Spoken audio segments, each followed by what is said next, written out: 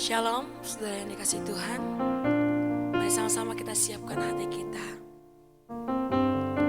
mengikuti program Sate Intim dengan Allah. Mari kita buka hati kita untuk lawatan Tuhan dalam perenungan hari ini. Terima kasih Tuhan Yesus, terima kasih. Terima kasih ya Tuhan, terima kasih.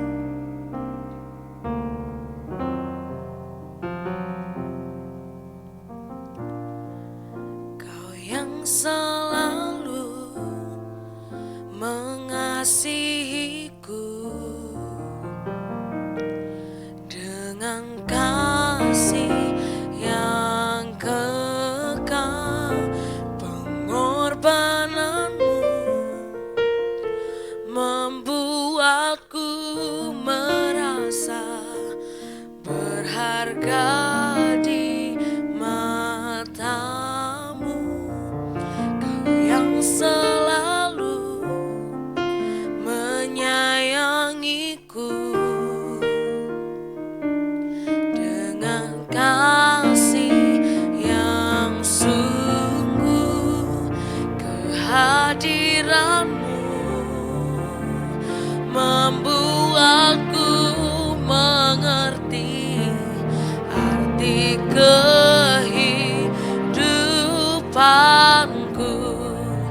Kau Tuhan adalah Bapa yang setia, tiada sekalipun ku ditinggalkan. Penghiburan yang ku rindukan selalu kau sediakan. Selamanya ku sembah Bapa yang setia, takkan kau biarkan ku terpisahkan. Yesus, kaulah sumber pertolonganku yang dapat ku percaya. Kau yang selalu menyayangi kami ya Tuhan. Kau yang selalu menyayangiku dengan kasih yang sungguh, kehadiranmu membuatku mengerti arti kehidupanku. Kau Tuhan adalah Bapa yang setia, tiada sekalipun ku ditinggalkan. Penghiburan yang ku rindukan selalu kau sediakan. Selamanya ku sembah Bapa yang setia, takkan kau biarkan ku terpisahkan. Yesus, kaulah sumber pertolonganku yang dapat ku percaya. Kau Tuhan adalah Bapa yang setia, tiada sekalipun ku ditinggalkan. Penghiburan yang ku rindukan selalu kau sediakan. Selamanya ku sembah Bapa yang setia, takkan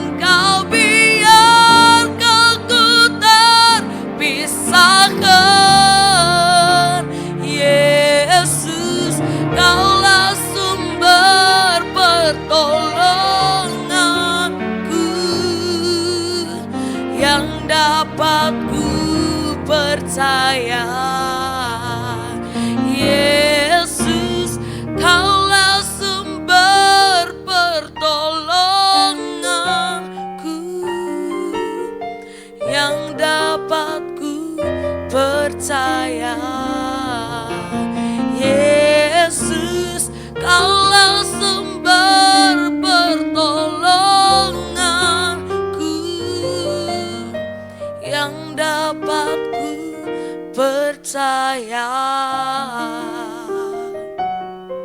Terima kasih ya Tuhan, Kau Bapa yang setia, tidak pernah sedikit pun ya Tuhan Yesus Kau meninggalkan kami. Saat ini kami memulai merenungkan apa yang menjadi isi hati bagi setiap kami ya Tuhan. Ajar kami mengerti ya Tuhan. Terima kasih ya Tuhan Yesus, kami siap mendengarkan suara-Mu. Dalam nama Tuhan Yesus kami berdoa dan mengucap syukur. Amin. Shalom Bapak Ibu dan Saudara-saudari, kita berjumpa kembali dalam program Intim dengan Allah. Bapak Ibu dan Saudara-saudari, pembacaan firman Tuhan dan renungan pada hari ini Jumat 24 Februari 2023 berjudul Penghitungan Umat Allah. Firman Tuhan yang akan kita dengarkan pada hari ini terdapat pada bilangan 1 dan bilangan 2 dengan perhatian khusus pada bilangan 1 ayatnya yang pertama sampai dengan yang ketiga, kemudian ayat 45 sampai dengan 50, dan bilangan 2 ayatnya yang ke-32 sampai dengan 34. Demikianlah firman Tuhan di dalam bilangan 1 ayatnya yang pertama sampai dengan yang ketiga. Tuhan berfirman kepada Musa di padang gurun Sinai dalam kemah pertemuan pada tanggal 1 bulan yang kedua dalam tahun yang kedua sesudah mereka keluar dari tanah Mesir. Hitunglah jumlah segenap umat Israel menurut kaum-kaum yang ada dalam setiap suku mereka, dan catatlah nama semua laki-laki di Israel yang berumur 20 tahun ke atas dan yang sanggup berperang, orang demi orang. Engkau ini beserta Harun harus mencatat mereka menurut pasukannya masing-masing. Ayat 45 sampai dengan 50. Jadi semua orang Israel yang dicatat menurut suku-suku mereka, yaitu orang-orang yang berumur 20 tahun ke atas dan yang sanggup berperang di antara orang Israel, berjumlah 603.550 orang. Tetapi mereka yang menurut suku bapa leluhurnya termasuk orang Lewi, tidak turut dicatat bersama-sama dengan mereka itu. Sebab Tuhan telah berfirman kepada Musa, hanya suku Lewi janganlah kau catat, dan janganlah kau hitung jumlahnya bersama-sama dengan orang Israel. Tetapi tugaskanlah mereka untuk mengawasi kemah suci, tempat hukum Allah dengan segala perobotan dan perlengkapannya. Mereka harus mengangkat kemah suci dengan segala perabotannya, mereka harus mengurusnya dan harus berkemah di sekelilingnya. Bapak, Ibu, dan Saudara-saudari, Kitab Bilangan menceritakan tentang perjalanan bangsa Israel dari Gunung Sinai ke Tanah Kanaan. Kitab ini juga mencatat sensus pertama bangsa Israel dan pembagian tugas-tugas di antara suku-suku mereka. Jika kita membaca seluruh kitab Bilangan ini, kita juga dapat melihat bahwa kitab ini penuh dengan pembahasan mengenai krisis hidup. Pada masa itu, krisis hidup yang dialami adalah mengenai tidak ada makanan, tidak ada daging, tidak ada air, karena mereka berada di padang gurun. Kemudian di dalam kisah mengenai 12 pengintai dalam bilangan 13, mengenai iman, tantangan iman, dan menghidupi iman. Hal-hal tersebut di atas adalah sebagian saja dari perjalanan kehidupan dan perjalanan iman bangsa Israel. Pepatah mengatakan bahwa pengalaman adalah guru yang terbaik. Tetapi orang bijak bukan hanya belajar dari pengalaman dirinya sendiri, melainkan juga belajar dari pengalaman orang lain. Sama dengan kehidupan kita masing-masing memiliki pengalaman pertumbuhan rohani di dalam Tuhan. Akan bijaksana jika kita juga mempelajari bagaimana perjalanan kehidupan dan perjalanan iman para pendahulu kita. Melalui firman Tuhan yang kita baca, kita dapat belajar mengenai apa yang menjadi pergumulan dan tantangan yang dihadapi oleh para pendahulu kita dalam iman, bagaimana pengalaman mereka berjalan bersama dengan Tuhan, bagaimana mengenai karakter, sifat, dan seluruh atribut Allah dinyatakan kepada mereka baik orang percaya maupun yang tidak, karena kebenaran Allah tidak tergantung pada apa yang dipercaya orang, karena Allah adalah Allah yang absolut. Bapak, Ibu, dan Saudara-saudari, di dalam kitab Bilangan, kita dapat melihat bagaimana bangsa Israel itu bergumul untuk mereka dapat mempercayai Tuhan. Mereka adalah orang-orang yang selama ratusan tahun berada dalam perbudakan bangsa Mesir. Mereka terbiasa hidup di dalam budaya dan kebiasaan bangsa yang tidak mengenal Allah. Walaupun hidup mereka luar biasa berat di Mesir, tetapi setidaknya mereka tahu apa yang akan terjadi dalam hidup mereka. Kerja paksa, lalu mati. Walau akhirnya tidak menyenangkan, mereka tahu apa yang akan terjadi. Tetapi di dalam kehidupan mereka, ketika mereka kemudian keluar dari tanah Mesir, dituntun oleh tangan Allah yang Maha Kuasa, mereka beralih dari kenyataan kehidupan getir yang mereka hadapi menjadi sebuah kebebasan di dalam Tuhan. Mereka yang sebelumnya adalah bangsa yang diperbudak menjadi bangsa yang merdeka. Namun karena mereka tidak pernah mengalami kebebasan selama ratusan tahun, maka mereka tidak tahu bagaimana memberikan respons yang tepat akan kebebasan mereka. Disinilah Tuhan menyatakan kuasa-Nya kepada bangsa Israel secara berulang-ulang. Mereka diajar untuk mengenal natur diri mereka dan natur Allah yang menciptakan mereka. Melalui berbagai kesukaran, mereka diajar untuk percaya kepada Tuhan bahwa mereka tidak sendiri. Bapak, Ibu, dan saudara-saudari, Israel saat itu akan dibentuk menjadi suatu bangsa dengan suatu bentuk pemerintahan berupa kerajaan karena Tuhan adalah raja mereka. 1 Samuel 12 ayatnya yang ke-12.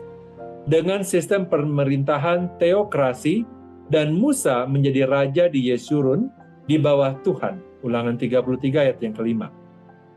Untuk menegakkan kerajaan dengan benar, selain harus memiliki tata hukum yang baik yang telah mereka miliki, diperlukan juga tatanan pemerintahan dan masyarakat yang baik. Oleh karena itu harus ada pencatatan yang jelas mengenai jumlah warga negara kerajaan ini, dan inilah yang dikerjakan di dalam bilangan 1. Ada beberapa alasan dari perintah Tuhan untuk melakukan dan mencatat perhitungan ini. Yang pertama adalah untuk membuktikan penggenapan janji yang diberikan kepada Abraham lama sebelumnya, yaitu bahwa Allah akan membuat keturunannya sangat banyak. Janji ini kemudian diperbaharui oleh Tuhan kepada Yakub di dalam Kejadian 28 ayatnya yang ke-14, bahwa keturunannya akan menjadi seperti debu tanah banyaknya. Dengan adanya sensus, maka tercatatlah berapa jumlah orang Israel ketika mereka keluar dari Mesir, dibandingkan ketika mereka baru memasuki Mesir di dalam rombongan Yakub ketika terjadi kekeringan, yaitu hanya 75 orang saja. Ketika dilakukan sensus, jumlahnya sudah menjadi sangat banyak. Di dalam bilangan 1 ayat yang ke-45 sampai dengan 47. Yang kedua adalah untuk menunjukkan pemeliharaan Allah. Allah disebut Gembala Israel di dalam Mazmur 80 ayatnya yang kedua. Gembala selalu dapat menghitung jumlah ternaknya dan menyerahkan mereka menurut jumlahnya kepada gembala-gembala bawahannya agar dapat mengetahui bila ada yang terhilang. Yang ketiga, untuk membedakan orang Israel sejati dan yang bercampur. Dalam sensus ini tidak ada lain yang dihitung kecuali orang Israel. Tuhan mengenal siapa kepunyaannya, 2 Timotius 2 ayat 19. Yang keempat adalah agar lebih terorganisir termasuk jika memerlukan peradilan, penugasan, dan sebagainya. Lebih jauh mengenai bagian ini dapat dilihat di dalam bilangan 2. Di dalam kitab bilangan 2, kita dapat mempelajari bahwa Allah selalu memimpin dan membimbing umatnya dalam setiap babak dan langkah kehidupan.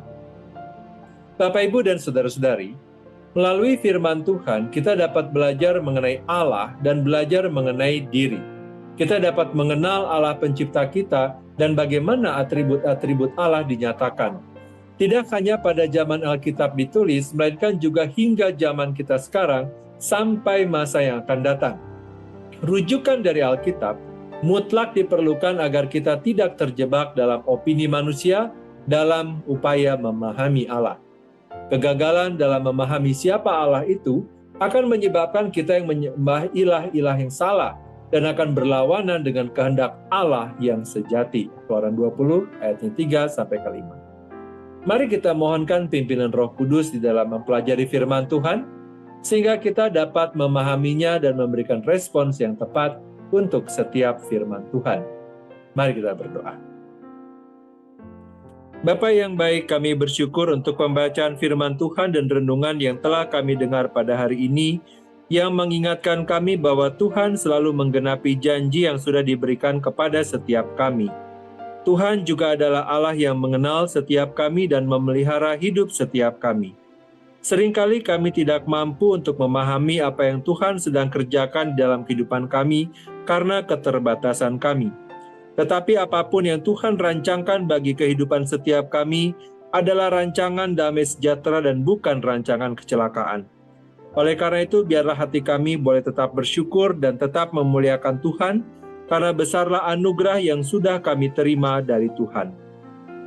Biarlah Roh-Mu yang kudus juga menyertai kami dan memimpin setiap kami ketika kami membaca keseluruhan bilangan 1 dan bilangan 2 secara mandiri, sehingga kami dapat menerima kebenaran firman Tuhan, dan biarlah kebenaran-Mu yang berbicara bagi setiap kami.